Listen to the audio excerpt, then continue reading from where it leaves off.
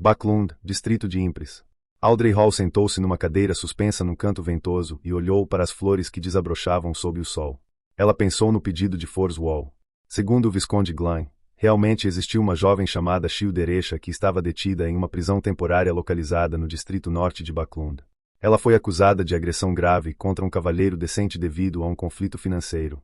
Ela deixou o homem acamado, e ele pode nunca mais conseguir ficar de pé. A respeito disso, a explicação de Fors foi que o cavalheiro não era uma pessoa agradável, mas sim o chefe de uma gangue no bairro leste de Backlund. Ele ganhava a vida sendo agiota. O incidente ocorreu quando um dos mutuários descobriu que os juros eram várias vezes maiores do que o esperado, a ponto de ser impossível quitar a dívida mesmo após falir. Após suas negociações infrutíferas com o devedor, ele procurou a famosa intermediária Childeresha, na esperança de que ela pudesse persuadir a outra parte a perdoar a parcela abusiva do empréstimo. O cavalheiro não reagiu bem às tentativas de arbitragem de Childeresha e chegou a ameaçar capturar a esposa e os filhos do devedor naquela noite. Assim, Childeresha mudou de tática e optou por usar meios físicos. Acidentalmente, ela causou ferimentos graves ao homem. O Visconde Glan investigou o caso e confirmou que Forswall estava dizendo a verdade. Ele também confirmou que o gangster havia perdido o controle de seus subordinados. Além disso, após uma visita inesperada à meia-noite, as dívidas do devedor foram perdoadas. Uma declaração foi enviada ao promotor pedindo clemência para Childeresha. No entanto, um caso de agressão de tamanha gravidade não foi arquivado, mesmo quando a vítima decidiu não prosseguir com o processo. O acusador queria resolver o problema pelos meios normais. Ele mandou pessoas falarem com advogados que conhecia, mas eles só tinham certeza de conseguir uma pena mais leve. Seria muito difícil absolvê-la do crime, a menos que ela conseguisse um laudo médico atestando sua incapacidade mental ou deficiência intelectual. Audrey murmurou para si mesma, concordando com a opinião da amiga. Para ela, o melhor era não ter qualquer relação com Forswall e Childeresha. Desde o clube de tarô, Audrey sentia que não era mais uma jovem inocente e ingênua. Amanhã à noite haverá um baile na residência do Conde Wolf. Devo dizer a Glan que siga a sugestão do advogado. Audrey assentiu levemente ao tomar uma decisão. No reino de Loen, os advogados eram classificados como advogados de defesa ou procuradores. Estes últimos não precisavam se envolver em assuntos judiciais e eram responsáveis por coletar provas, conversar com as partes envolvidas, elaborar testamentos em nome de seus clientes, supervisionar a partilha de bens e fornecer consultoria jurídica. É claro que eles também podiam representar seus clientes em audiências no tribunal de primeira instância e defender casos simples. Os advogados, por outro lado, eram responsáveis por pesquisar provas e defender seus clientes no tribunal. De acordo com as leis do reino de Loen, eles deviam manter uma postura objetiva, portanto não podiam ter contato direto com o litigante. A comunicação com ele se dava apenas por meio de seus assistentes, que eram solicitadores, para obter uma compreensão completa da situação. Todos eram verdadeiros especialistas em direito, possuindo habilidades de comunicação excepcionais e grande desenvoltura em debates. Audrey, relaxada, observava as flores coloridas lá fora, escondida na escuridão, quando se lembrou de algo. Atestado médico declarando sua incapacidade mental.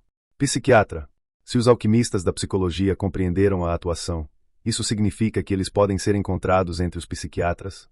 Audrey sentiu que seu raciocínio estava no caminho certo, e seus olhos brilharam como uma pedra preciosa reluzente.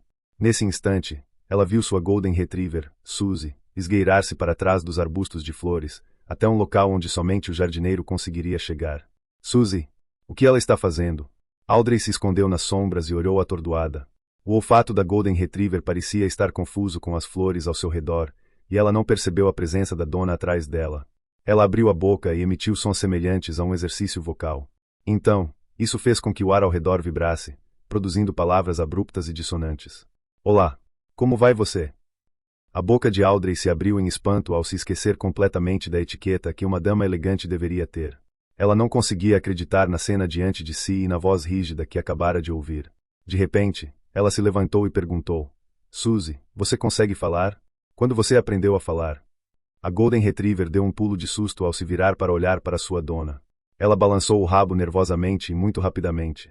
Abriu e fechou a boca algumas vezes, fazendo vibrar o ar ao redor. Eu não sei como explicar. Afinal, eu sou um cachorro. Ao ouvir isso, Audrey ficou subitamente sem palavras. Na manhã de segunda-feira, Klein seguiu seu plano de revisar e consolidar seu conhecimento sobre misticismo. Em seguida, pegou o transporte público até a Universidade Coe. Ele queria intensificar suas interações com o Sr. Azik e descobrir exatamente o que ele sabia. No prédio cinza de 3 andares do departamento de História, Klein e seu professor, Cohen Quentin, conversaram um pouco e trocaram informações sobre as ruínas históricas no pico principal da Cordilheira de Ornassis. Sem ter aprendido nada de novo, ele aproveitou a oportunidade para entrar na sala diagonalmente oposta quando seu mentor saiu para tratar de alguns assuntos. Em seguida, dirigiu-se à mesa de Azik. O professor havia ficado para resolver algumas questões. Senhor Azik, posso conversar um instante com o senhor? Perguntou ele ao homem de pele bronzeada, traços faciais delicados e uma pequena pinta abaixo da orelha direita. O homem tirou o chapéu e fez uma reverência. Com olhos que pareciam ter testemunhado as vicissitudes da vida, Azik arrumou seus livros e respondeu. Claro, vamos dar um passeio às margens do rio Khoi. Certo. Klein segurou sua bengala e o seguiu para fora do prédio cinza de 3 andares. Ao longo do caminho, mantiveram-se em silêncio. Nenhum dos dois disse uma palavra. Quando a água corrente do rio entrou em seu campo de visão e não havia professores ou alunos passando por perto, Azik parou de repente. Virou-se parcialmente, encarou Klein e perguntou, há algo em que eu possa ajudá-lo? Klein permaneceu em silêncio por um longo tempo, pensando em várias maneiras discretas de fazer suas perguntas, mas desistiu de todas elas. Portanto, ele falou francamente e perguntou diretamente. Senhor Azik, o senhor é uma pessoa confiável, um cavalheiro respeitável. Gostaria de saber o que o senhor vê em mim, ou melhor, o que o senhor sabe. Refiro-me ao incidente anterior, quando o senhor disse que havia algo de desarmonioso em meu destino. Azik largou a bengala e suspirou enquanto ria. Nunca imaginei que você fosse tão direto. Estou sem palavras para te responder. Para ser franco, a única coisa que eu conseguia enxergar era a desarmonia em seu destino. Além disso, não sei mais do que você. Klein hesitou e perguntou, mas como você pôde saber? Não acredito que isso tenha sido obtido por meio de adivinhação. Azik olhou de soslaio na direção do rio Khoi. Sua entonação era carregada de um certo pessimismo. Não, Klein, você não entende. A adivinhação pode atingir esse nível. Depende apenas da pessoa que a pratica. Claro, minha adivinhação foi apenas uma desculpa. Algumas pessoas são especiais. Elas nascem com alguma habilidade estranha. Acho que sou uma dessas pessoas. Você acha? Klein captou com precisão a palavra que o outro homem usou. Sim, não tenho certeza se nasci com isso. Talvez o preço da minha habilidade seja esquecer a mim mesmo, esquecer meu passado, esquecer meus pais. Os olhos de Azik estavam nublados de melancolia enquanto ele olhava para o rio.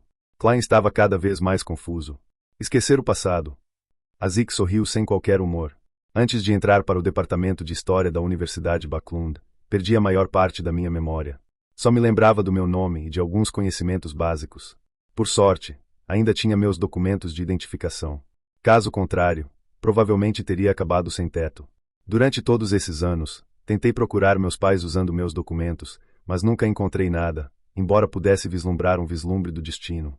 Durante meus poucos anos na universidade, gradualmente percebi que possuía alguns poderes estranhos, porém únicos, poderes que vão além do senso comum.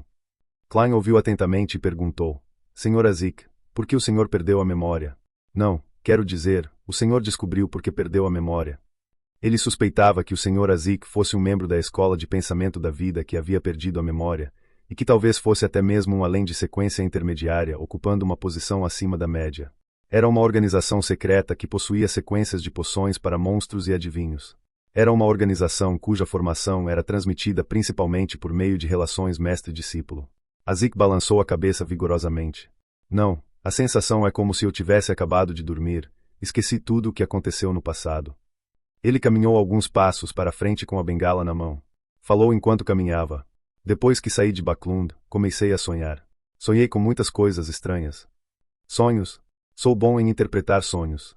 A conversa estava entrando no domínio de especialização de Klein, que imediatamente perguntou, que tipo de sonho? Azik soltou uma risada abafada e disse, muitos tipos diferentes de sonhos. Às vezes, sonho com o interior de um mausoléu escuro. Sonho com caixões antigos com cadáveres dentro. Eles têm penas brancas crescendo em suas costas.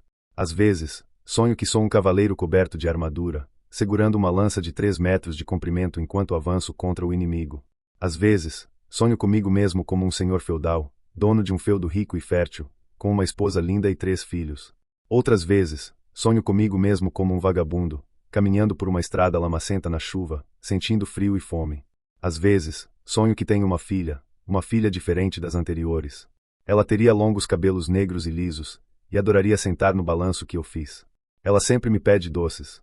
Às vezes, sonho que estou ao lado da forca, olhando para um corpo morto pendurado lá friamente.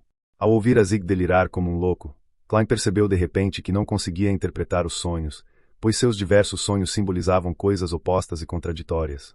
A Zig desviou o olhar quando sua voz deixou de soar etérea. O reino Feinapoter, no sul, acredita na Mãe Terra, e a Igreja da Mãe Terra promove essa crença. Eles acreditam que toda vida é uma planta, absorvendo os nutrientes da terra, crescendo lentamente, prosperando e murchando. Quando murcham, essas vidas caem na terra e retornam ao abraço da mãe. No ano seguinte, elas crescem novamente. Florescem e murcham, ano após ano. A vida é assim, uma vida após a outra. Às vezes, estou muito disposto a acreditar nesse conceito. Acredito que, por causa da minha singularidade, posso sonhar com vidas passadas e com vidas anteriores a essa. Nesse momento, ele olhou para Klein e disse com um suspiro: eu não mencionei nada disso para Corren antes. O motivo de eu estar te contando é porque eu... A Zig fez uma pausa e sorriu. Peço desculpas. Minha descrição anterior não foi precisa o suficiente. A desarmonia em seu destino não é a única coisa que pude perceber. Também consigo ver outra coisa. Klein, você não é mais uma pessoa comum.